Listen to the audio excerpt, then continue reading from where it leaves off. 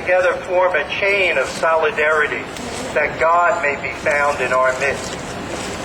Let us form that chain of solidarity today. Today we want to send a message that we're not going to sleep, we're going to be awake, because the human rights situation in Haiti is not acceptable. The women need security now. In order to get security now, the money needs to be dispersed right away so we can protect these women in the tent, these young girls who have been raped. The violence against women have escalated since the earthquake. We want the government, those here, the NGOs, everyone needs to be accountable.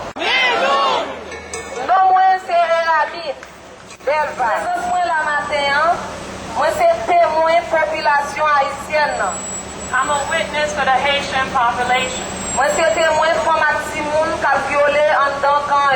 I'm a witness for the children and the women that are being violated, raped. Where the criminals are raping them every day.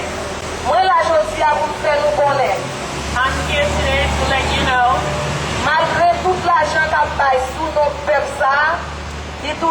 with all the money that's being given in the name of the Haitian people,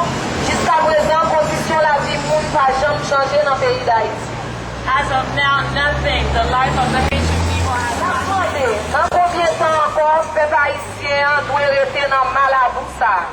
We are asking, how long must the Haitian people stay in the mud state? We are Justice pour femmes. Justice pour femmes. Justice pour Simon. Justice pour Simon. Justice pour peuple haïtien qui a souffert. Since January 18th, and I would like to tell everyone that it is getting much worse. It is not getting better. I know that we are facing closure every day because my government and the world governments and the organizations that are raising money for Haiti are not giving the money to Haiti. There is no money. There isn't a day that goes by that the indifference from the world is not responsible for deaths in this country. And I beg of my own government especially to please help the ambassadors like myself and the other nurses and doctors and medical providers that are on the ground. We are there to help, and we can't help with nothing. And there are so many days that I go to work, long days, 18, 20 hours, where I don't have medication, I don't even have food for the children. Indifference is a crime against humanity. And that is the question I pose to the world, to every organization that has not yet released the money. Indifference is a weapon and a crime, just like rape, just like slavery, genocide. The end result is the same, and the people of Haiti are not some fictional group of people that have been written about in a fantasy novel. And our country, the United States, needs to step up, and we need to do what is responsible. We are not a bad country. We are just not behaving in a very good way when it comes to the Haitian people. Bonjour. Je voulais poser une question pour nous réfléchir sur lui. Est-ce que un petit pays comme Haïti besoin 10 000 NGO? No! Give aid to the Haitian people now. Give the aid to the Haitian people now! Give the aid to the Haitian people now! Give back to the Haitian people now. Give back to the Haitian people now! Give back to the Haitian people now while they are alive, not after. Disaster relief means that more than 1.5 million victims should not continue to live in destitution. The longer it takes, the more the misery becomes accepted as a mere inconvenience. Over $5 billion have been promised to be dispersed over the next 5 years, and over $10 billion over the next 10 years, at which point the Haitian dilemma will supposedly have been solved. But we wonder, when will those fabulous sums of money be spent to rescue poor Haitians, city by city, tent by tent, one by one? Give the people their due, for they have just begun to fight for their place in the sun. Live hard and die hard. That is their lot in history. Mais pas gen la prière qui pas gen amen. That 20 years ago, Haiti began a wave of revolutions in Latin America. With the 1990 election of Father Jean-Bertrand Aristide, is what we call the Lavalas movement, the Lavalas victory of December 16th, 1990.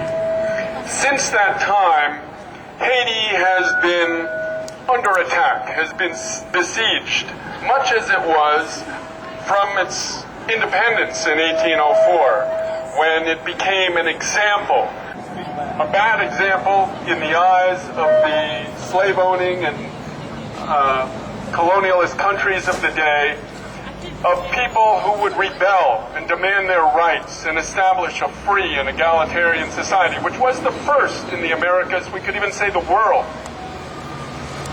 And today, Haiti has now been the subject of 2 decades of counter-revolution, of sabotage, of attacks, of undermining of that democratic process, of that democratic victory 20 years ago. And what we see today is the capitalization on this earthquake of these forces. I just spent yesterday, 2 days ago, up at the Clinton Global Initiative, which is a big meeting of all the biggest capitalists in the world. And they were rubbing their hands over the investment opportunities that now exist in Haiti, which has been laid low by this earthquake. Before the earthquake, as many of you know, there were 4,000 NGOs in Haiti, more per capita than any country in the world apart from India. Today, Haiti is now #1 with 10,000 NGOs in the country since the earthquake. These NGOs, according to ABC News, the American people, for instance, have given $1.7 billion to private charities. Only 62% of that money remains to be distributed. Only 38% has been given out. That means 62% they're saving supposedly for the future. In fact, they're using it to buy nice cars to drive around in, to make studies, to look at the situation while the people are starving in tents. As many of you know, yesterday there was a tropical storm in Haiti. Hundreds of people may have lost their tents, their homes, their tarps, and we don't know how many hundreds may have died. Trees were toppled. This is the beginning. We don't know what's in store in this hurricane season.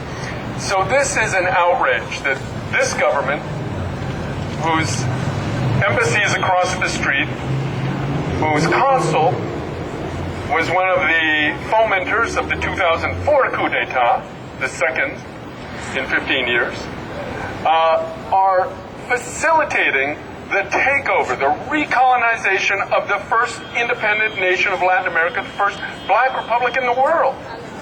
This has to stop. We are out here today to demand that the aid that they promised be given. And I think that our message will pass if we keep out there, keep pushing. It's fantastic to see this many people out. Interesting, in the paper I was reading on the way here, they're asking people living in tents and tarps to pay 55 gourd. What? In the La Matin 54 camp, in the La Matin 54 camp, out in Carrefour, 55 gourds a week for security and rent. Can you imagine? I mean, this is what it's come to. People are being charged to camp on a patch of muddy land.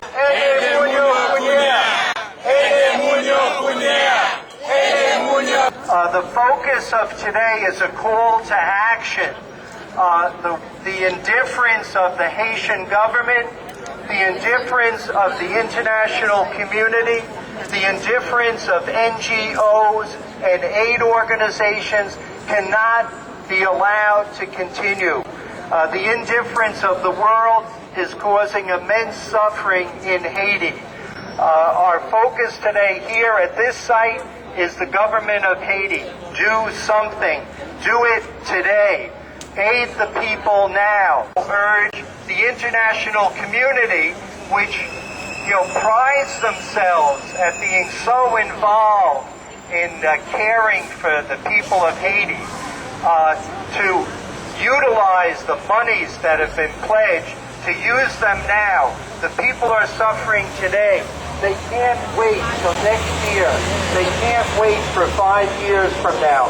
Tous les jours, la travail, la combat, la espoir, c'est comme ça l'arrivée, jusqu'à